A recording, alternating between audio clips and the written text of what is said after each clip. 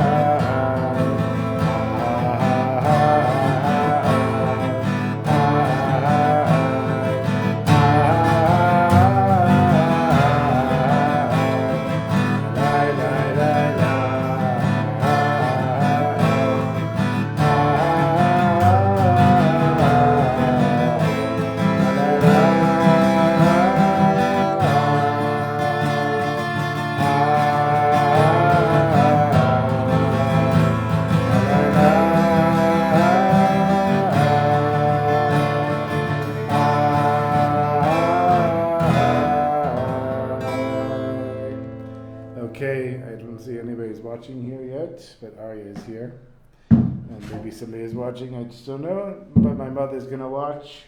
Remember last week, it was before the election, we didn't know what was going to happen. Now we know. Now we just don't know how Trump is going to make America great again or make America terrible again, depending on your point of view. Whatever it is, it's bound to be entertaining. Okay, so we're going to finish up today, lesson Samech Bet, which we really did finish last week, but if I can stay there. But there's a few addendums that Reb Nassan added. There were notes that were found from Rabbi Nachman, so I figured, okay, well, we'll learn those, and then we're moving on. We're going to move on to lesson, I believe, 30, Lamed. That's the plan. I just looked at the beginning of the lesson, and it looked like it was something relevant. Bezrat Hashem. So before I start, I want to dedicate this class to the Ilui Nishmat Yaakov Ben Zalman, who is the brother of a friend of mine, David, who passed away this week. Is Neshama She'avan Aliyah Gan Eden, and he should receive the schut of our learning tonight, and Bezrat Hashem, be able to learn with Rabbi Nachman and all the great tzaddikim. Bezrat Hashem Gan Eden. So if you remember, we're learning Samech Bet, that eating in Kedusha with Emunah, with faith, creates a unification of the Shekhinah in this world and outside this world.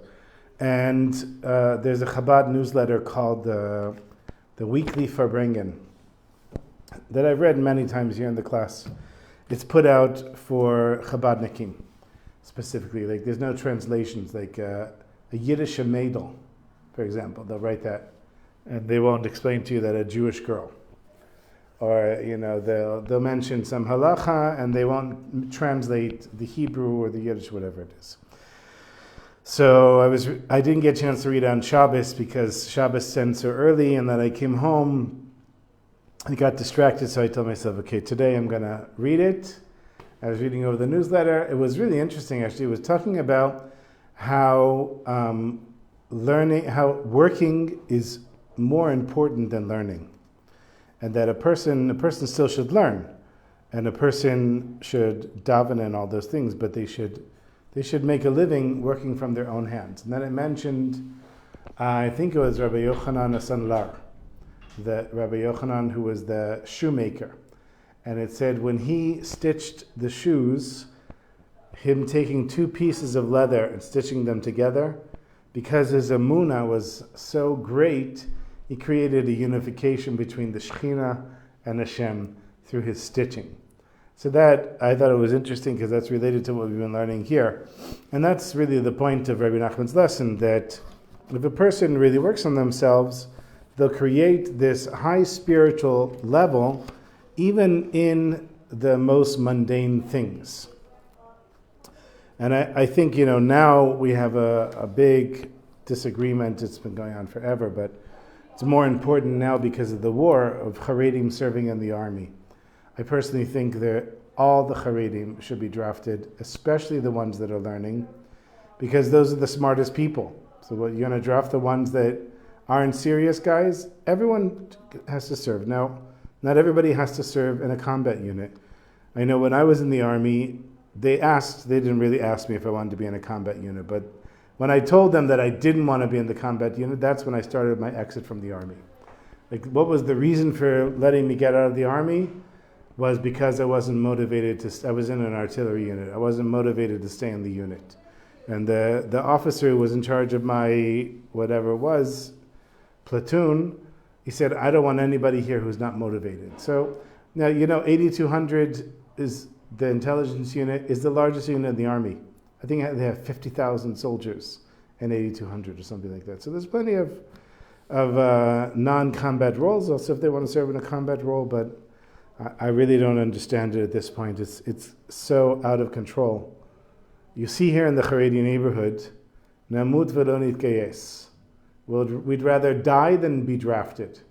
I think that's a big bluff. I think that if terrorists were storming that neighborhood, they would not rather die than be drafted. They would rather have guns and be trained how to use them.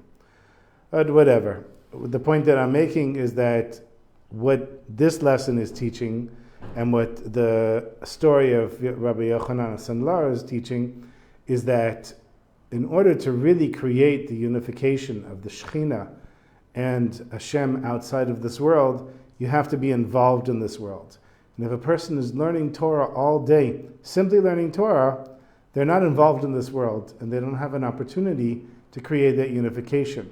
All they're doing is connecting with one half and not the other half. So I don't really know where this came from. I have a general idea of this thing of learning all the time. There used to be one or two people in a large community that the community would support to sit and learn all day. They would learn for the merit of the whole community, and they would also be the posek that would answer halachic questions. That makes total sense to me. But to have an entire community of hundreds of thousands of people that learn all day, and that their children are going to learn all day, and their children's children are going to learn all day, when most people can't even do it, I really don't get it. It doesn't make sense to me. Okay, Ata, right, here we are. He's going to now explain a few additions. We have Koach here. Koach, Shalom Aleichem. Here, you can look on with this volume here. Oh, you don't have your glasses, so it won't matter. Okay. We're just adding to the lesson that we've been learning up until now, and then next week we're going to start another one, or we'll start tonight. We'll see how much time we have. Shayach le'ot bet. This belongs to part 2. Shemuvah sham, where it says there, V'zeh shalom.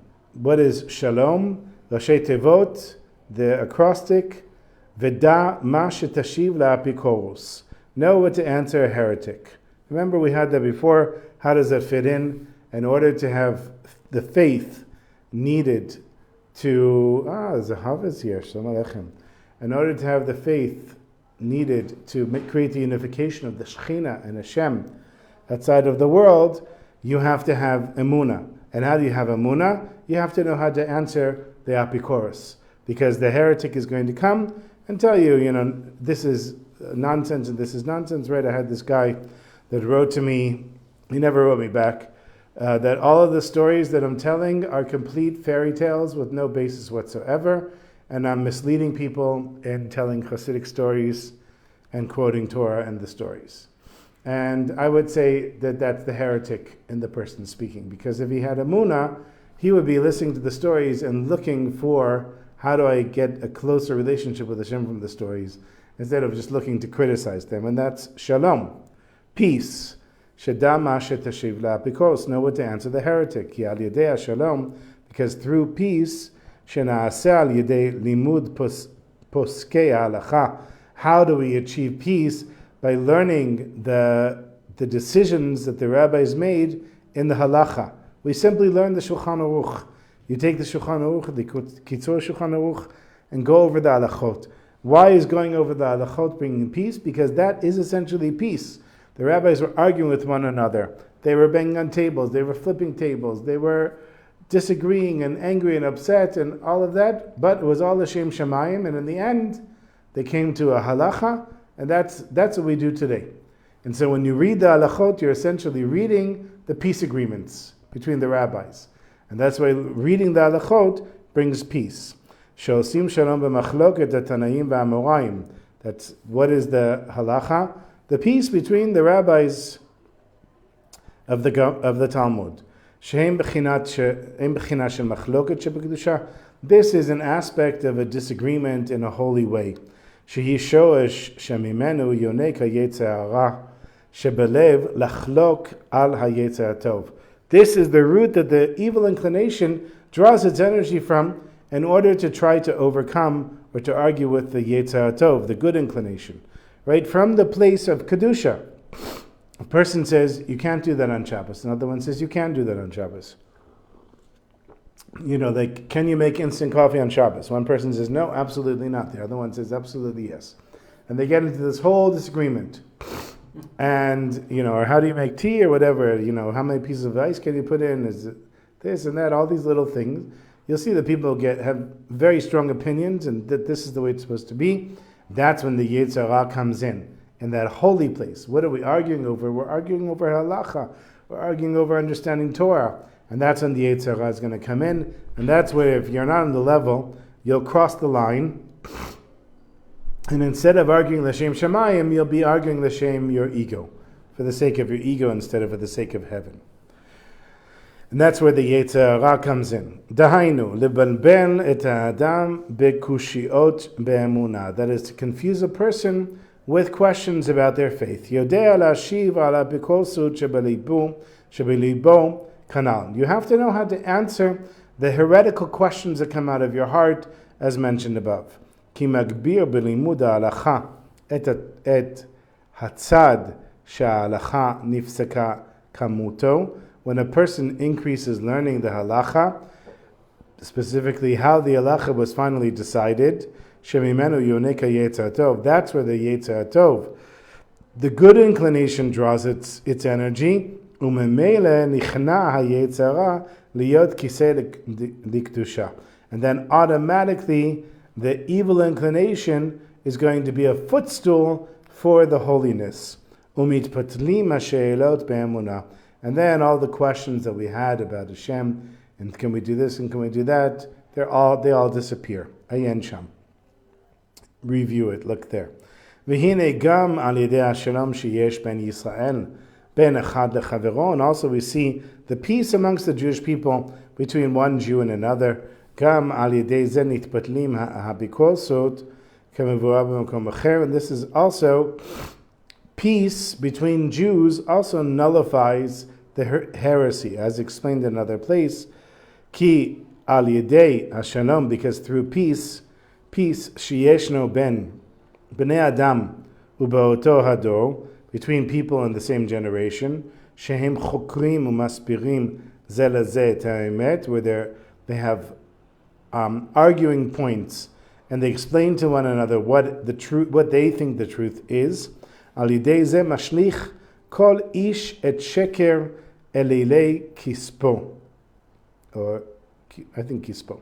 That by arguing with one another, everybody throws out the lies of the gods of their money, umekerev et atzmo le'emet, and bring a person to the truth. So I guess people are arguing with one another, and they're arguing with one another really to know the truth. Then at some point they'll cast away their own thoughts, and hopefully like a real argument will bring them to coming to the truth. This is what our sage of lesson memory said. Hi Levi Yitzchak, what's going on? You came to the lesson? Yeah. You can sit here if you want. Sit there wherever you like. Okay. Ala pasuk, regarding the verse. Chavor atzabim Ephraim hanach lo. This is from Hosea. Look at this Hebrew. Chavor atzabim Ephraim hanach lo. They joined the idolatry of Ephraim. Leave them alone. Hanach lo. We also say it in modern Hebrew. Taneach li. Leave me alone. Somebody borrowed my tefillin once. Said, "Can I laniach? Can I put on your tefillin?" The word for put on tefillin is laniach. I said, "Sure." And then he wanted to wrap them, in a certain ways. Should I do it like this? Should I do it like this? I said, just leave it alone. So then somebody says, "Taneach lo." You put on the tefillin, now leave him alone, using the same word. Okay. So he says, Chavor atzabim Ephraim hanach lo. He joined people. What is the prophet Hosea saying? People joined the idolatry of Ephraim. Forget about it. Just leave them alone. Uksheyesh shalom ben Yisrael. But when there's peace amongst the Jewish people, afilu michas v'shalom im ovdim kochavim u'mazalot, that they worship idols, God forbid, mochalim lehem. They're forgiven. V'akadosh baruch hu omer, and Hashem says, Kiv yachol im ani yachol lishlot behem, as it were, if I'm able to rule over them, kivan sheshalom benehem, because there's peace amongst them, avan im chalak libam ata yeshamu, but if their hearts are divided, they will be found guilty. Perush, the meaning is, avan im yeshna machloket ben Yisrael ba'atzma, HaKadosh Baruch Hu eino mochel al avonatehem u'ma'anisham. If there's a dispute amongst the Jewish people, Hashem does not forgive their transgressions, and He punishes them. And here we had, before, October 7th, Yom Kippur in Tel Aviv, the famous scene where people are davening Ne'ilah, and other people are coming with their loudspeakers and their dogs, and they're knocking over the mechitza and taking pictures. And really, how does a Jew reach a place where they hate another Jew so much that on Ne'ilah and Yom Kippur, they're willing to disrespect another person like that? And what Rabbi Nachman says is, when you have shalom, even if people are not they haven't totally found the truth, Hashem forgives the Jewish people. But when there isn't shalom, then He does not forgive them and He punishes them. And I'm not saying that was the reason that October 7th happened, but that was probably a reason why we reached that place. And even from a practical point of view, we know that the leaders of Iran and Hamas said that they saw the disputes here, and they took that as a sign that we're weak, and it's a time to attack. So we have the spiritual level, we have the practical level. And at second glance, this is difficult. Why does peace, on the one hand, bring a forgiving of transgressions, and on the other hand, the opposite? I think it should be kfirut. That through, or maybe it's kfirot, that through disagreements, it brings about heresies. Kanal is mentioned above. Ki al yedei hamachloket mitgaber yetzer hara bekfirut keneged yetzer tov. When there's this disagreement, I guess we have it all the time here. We have it in America for sure. Here I mentioned before the drafting of the Charedim. So there's one side thinks they're right, the other side thinks they're right. The Charedim say, listen, we are learning Torah, and our learning Torah, they want it in law that their learning in yeshiva is the equivalent of 3 years of army service.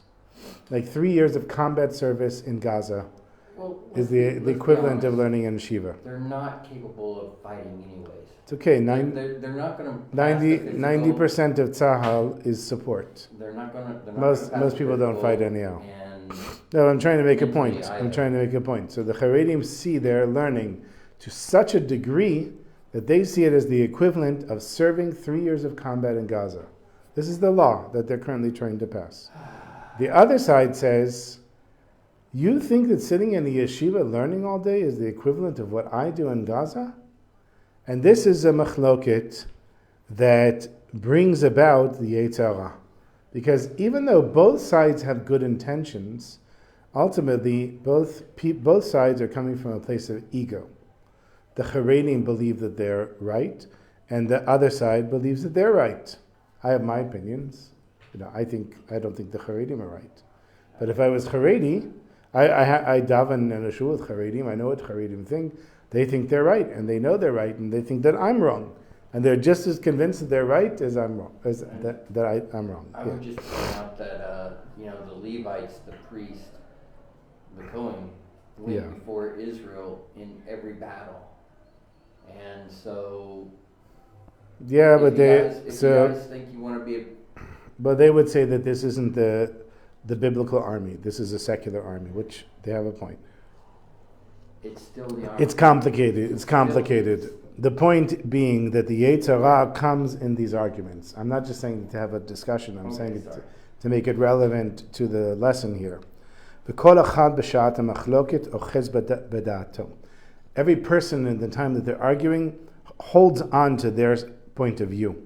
מאחר שאינו באים ומתוועדים יחד לדבר אחד עם חברו להפכו לדעתו, to the point where they're not able to come together and sit down and have a discussion in order to sway one person to the other side. Right? That's cancel culture. Basically, Rabbi Nachman defined here cancel culture already back in 1798. He said we get to the point where one side won't even talk with the other side. They won't even be willing to listen to the other side's arguments. And they won't even come together to talk with one another. Lo yashuv achote midaato ha-moshevet mechimat midat hanitzachon shel hamachloket. One, you won't be able to sway the person who's wrong from their opinion, from their settled opinion, because there is the attribute of victory in a disagreement. Shekol echad rotzeh lenatzech et chavero. That every person wants to beat their friend. But so even if we were to get them to sit down and talk together, they're not going to come to a place of peace between them. But when there is peace, even those that are idol worshippers, they are forgiven. Even the idol worshippers are forgiven. Because through peace, yitbatel לבסוף, העבודה זרה והאפיקורסות שיש לכל אחד מהם. Because through peace, for sure, the idol worship and the heresy that everyone has is going to be nullified. על ידי שידברו זה עם זה וישיבו זה את זה מדעותיו הרעות והכפירות. That each one will speak with one another, and they'll be able to answer one another about their opinion, their bad opinions and their heresy. And then a person for sure will come to a place of peace. Through peace will come to a place of completeness and straightness. Meaning we'll sort out our arguments.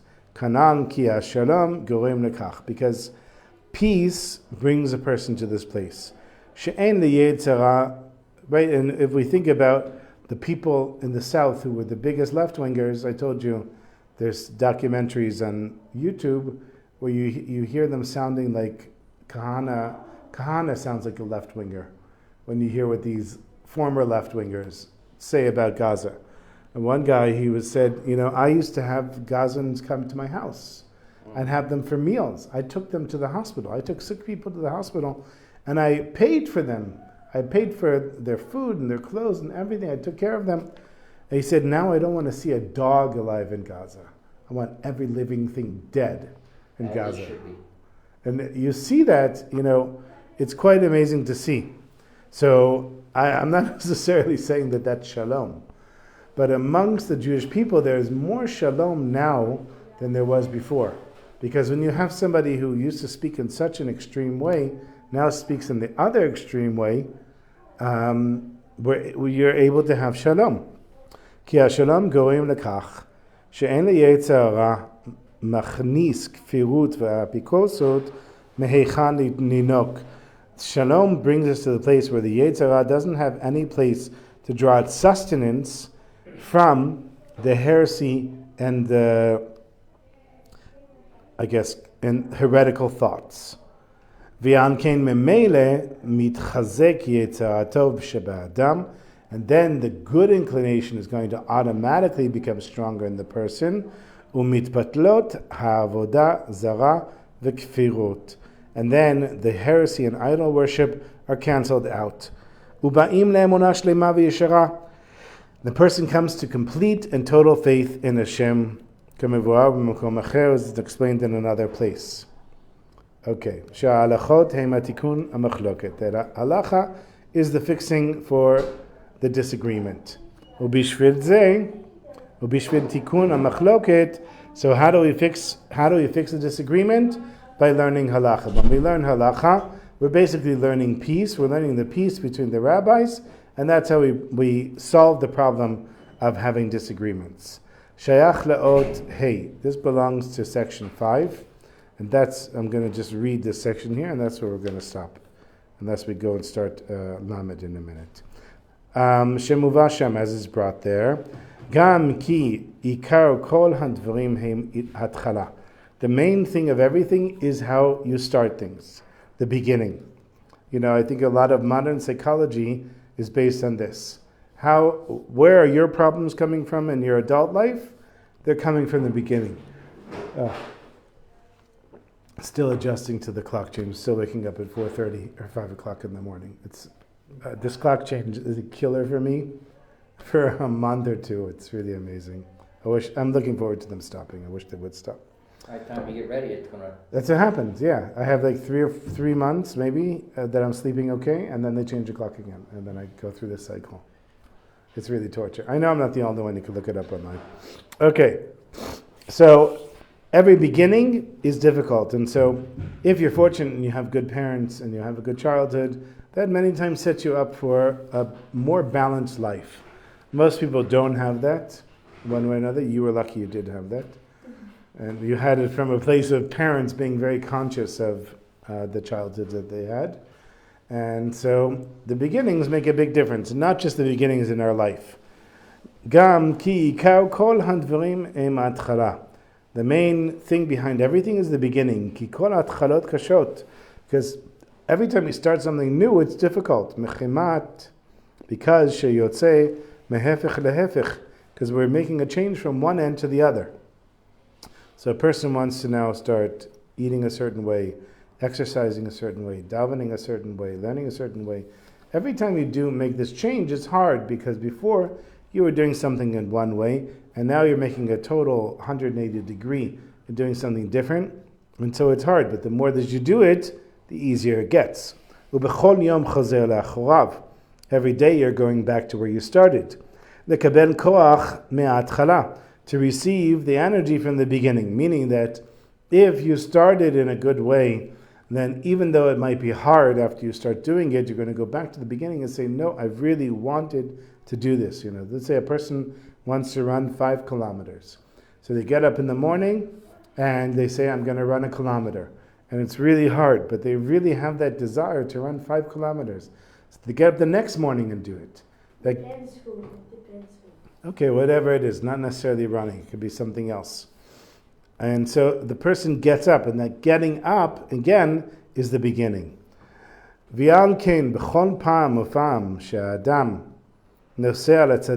every time a person travels to the tzaddik,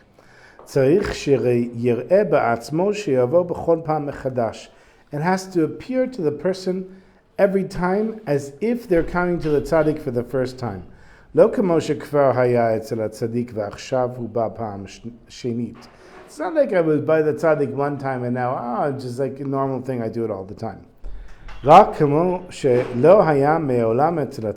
but more likely it should be that as if you had never been to the tzaddik. Every time you're going to the tzaddik, so now we don't have people like the Lubavitcher Rebbe alive anymore. But when people would go to Farbrengens, it would be like every time you go to a Farbrengen, it has to be like the first time you're at the Farbrengen. Every time you go to visit Rabbi Nachman and Human, like the first time you're going there, every time you go to whatever tzaddik, if there's a tzaddik that you're connected to and he or she is alive, then it's like the first time that you're there. As if you'd never been to the tzaddik before. שיהיה אצלו כמו שבא עכשיו מחדש פעם ראשונה. It should be as if the person is coming for the first time right now. Likutey Moharan, in the book Likutey Moharan, the life of Rabbi Nachman, it's written Ita. Shamati b'shmo, I heard in his name, in Rabbi Nachman's name, she'amar, that he said, sheyesh etzli anashim shelifamim mitlahavim la'Hashem yitbarach. So Rabbi Nachman is saying, sometimes there are people that come close to me, and they get very enthusiastic about serving Hashem. V'smuchim la'Hashem yitbarach be'emet, and they're really close to Hashem. V'hem az b'madriga tova, and then they're on such a good level, she'afilu tzadikim gemurim einam ochazim bazeh, that even great tzadikim, complete tzadikim, aren't on this level. Aval lifamim muflim mizeh, but sometimes they fall from this, v'chule, and so on. Mi yiten v'aya levavam ze be'et shehem ochazim ba'avodat Hashem. Who will there be, or whoever was, somebody that was able to serve Hashem on the level that they were serving Hashem? Mi yiten v'ayu ochazim b'madriga zo la'orech yamim v'shanim arbei. Whoever was there, will there be somebody that can hold this level for days and years? Od shamati b'shmo b'inyan zeh, and I heard also regarding this matter, she'amar she'ikar halev shel ha'atchala. The main thing is the heart that you put into the beginning. Ki az ba'atchalat avodat Hashem, because then in the beginning of serving Hashem, bitlehev halev ma'od la'Hashem yitbarach v'tov ma'od li'ishtadel. Okay, the person becomes very emotionally inspired for serving Hashem. וטוב מאוד להשתדל להתאמץ שיאריך זמן הרבה בהתלהבות והשתוקקות להשם יתברך של ההתחלה. That you should really tap into that energy.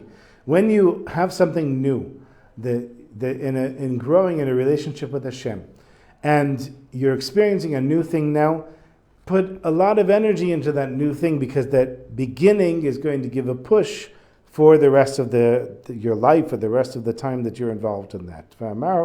Sha'atzadik HaKadosh Rabbi Zushe me'anapoli, and it said that the tzaddik, the great tzaddik, the holy tzaddik, Rabbi Zushe of Anapoli, Zichrono Livracha, a blessed memory, haya b'inyan zeh chidush gadol ma'od.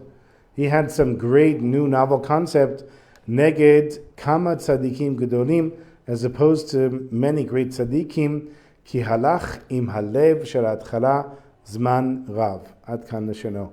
That Reb Zusha, whenever he would have this first personal experience, instead of just having it and trying to move on to the next one, he would stick with it for a very long time, trying to put as much energy as he could into the beginning of it. Okay, so there's a little bit more here. This is really, I went over all this last night when we were at Levi Yitzchak's first bar mitzvah lesson, getting ready for the bar mitzvah, Bezat Hashem. And for anybody who's still watching, I did mention that we had a grandson born this morning, Bezat Hashem. Baruch Hashem, our daughter Alma gave birth. I went there to the hospital today, and everybody's healthy, thank God. And Bezat Hashem, next Tuesday will be the bris. I don't expect it to be at night, so I don't think there'll be a problem with the class. Okay, Bezat Hashem, everybody should grow up to Torah, l'masim tovim. Parents should be healthy, and everybody should be blessed as well. Okay, I think I'm going to leave this for next week. I'm going to tell a story, and then we'll just end a few minutes early. That's fine. Okay, you have any questions? Anyone have any questions? Yeah, Aryeh, yeah. Well, it's related to your grandson, not to the lesson. Okay. Was one of the Lubavitch Rebbe's born in Cheshvan as well? Oh, could be, I don't know. I have to look it up. I thought there may have been. Maybe the Rebbe Rashab or something? Maybe. It'll come up in a Yom Yom, the daily learning of Chabad. I read it every morning. Mm-hmm. I don't recall. Not yet. Okay. So the story is of Reb David Lelover and Reb Yitzchak Vorker. Wasn't there like something yesterday? But there was a Rebbe birthday yesterday. From There was a Cheli Meinu. A Cheli Meinu was her yard site yesterday. Okay. I don't know. There might have been. Maybe I didn't pay attention. Okay, so Reb David Lelover and Reb Yitzchak Vorker. So these are two big Rebbes. Today there's still, I don't know if there's Vorker Chassidim. I don't think I've ever met a Vorker Chassid.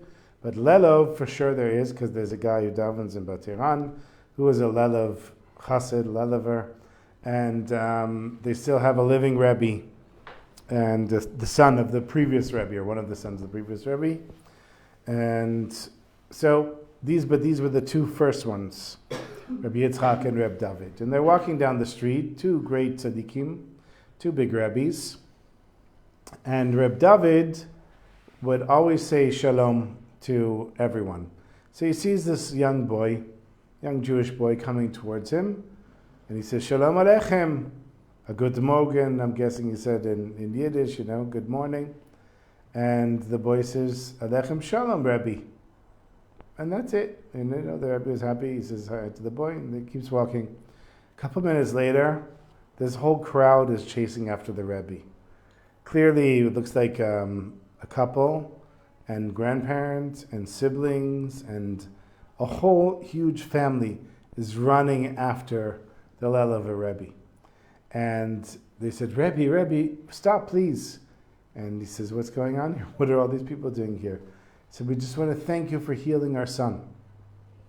He said, I healed your son? I didn't heal your son. I didn't do anything. They said, our son has been deaf since he was born. And we were never able to find somebody who could heal him. But you said Shalom Aleichem to him, and not only did he understand you, he was able to answer you back. And he's speaking like a normal person. And so they said, we want to thank you, but Rebbe, we don't understand. How did you do this? So the Rebbe said, I didn't do anything. He said, I understand. I have a thing to always see the good in everyone and everything. And if this boy had walked by, and I said to him, Shalom Aleichem, and he ignored us, then in Shemayim, in heaven, they would have said it's an insult to these two tzaddikim. So in order for Hashem to protect me from thinking something bad about a fellow Jew, it was worth it for him to do the miracle to make your son hear and speak again. Now you might think that it's a miracle that he's speaking and hearing, but the real miracle is that Hashem saved me from the emotional distress of having to say something bad about a fellow Jew. I love these stories. Some of these stories are so good. Okay, so that's the story, short story, Baruch Hashem. And next week we'll start a new lesson, new exciting adventures. Who knows where we're going to go. Shkoch to everybody who stuck around. Okay. 5 minutes already. I think that's good. It's good to finish a little